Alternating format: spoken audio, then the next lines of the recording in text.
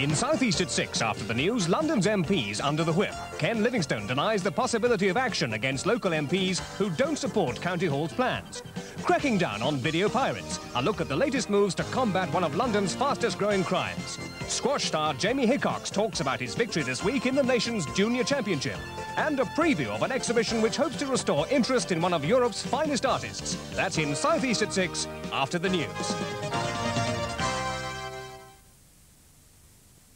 At 7:10, a question of sport plays host to some sporting celebrities. From soccer, there's Brian Robson, captain of Manchester United and England. From rugby union, Ollie Campbell, the player of the year. From the track, Cram, champion of Europe and the Commonwealth. And from modern pentathlon, Wendy Norman, the champion of the world. The team captains are the same. Racing's Willie Carson and rugby's Bill Beaumont, the little and large of sport. A question of sport returns tonight at 7:10 on BBC One.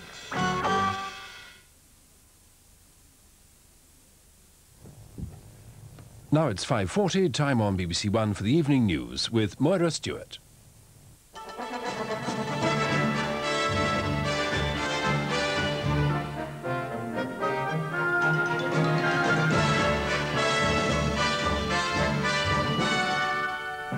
The pound has a steadier day after yesterday's moves by the banks to support it, and the Conservative Party chairman rules out an early general election.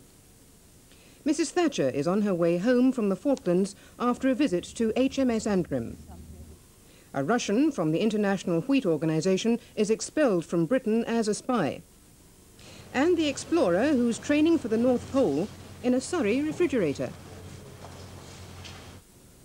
The pound's had a fairly steady day, though very slightly down, after yesterday's moves to prop it up through increased bank lending rates. At the close of London trading just over half an hour ago, it stood at $1.57.6. That's about 3/4 cent down on yesterday.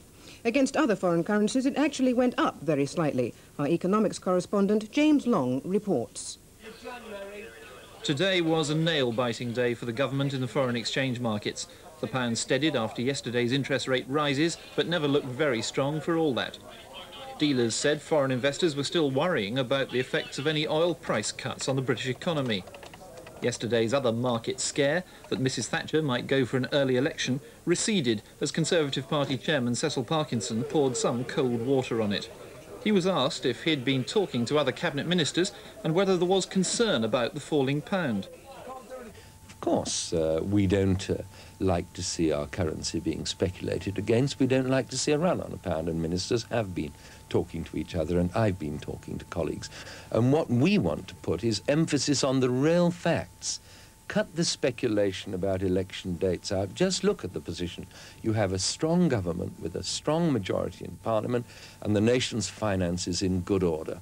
And those are the things I want people to concentrate on, and if they do, I think they'll come to the conclusion that this speculation against the pound is misplaced.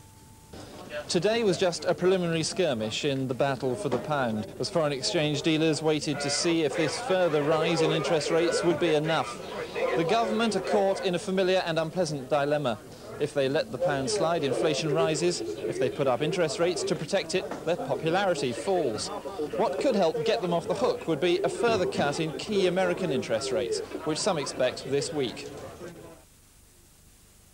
That rising inflation was highlighted by December's wholesale price figures published today, a long-term indicator of the inflation trend.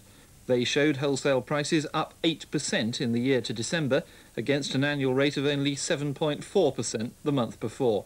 About a third of that rise was due to the falling pound. After a special meeting this afternoon, Labour's shadow cabinet issued a statement blaming the government for the economic crisis and demanding a Commons debate next week. They say the flight from the pound is the verdict of holders of sterling on Mrs. Thatcher's bungled mishandling of the economy. And the Social Democratic leader, Mr. Jenkins, said the fall in sterling had clearly exposed the fragile nature of all the government's economic claims.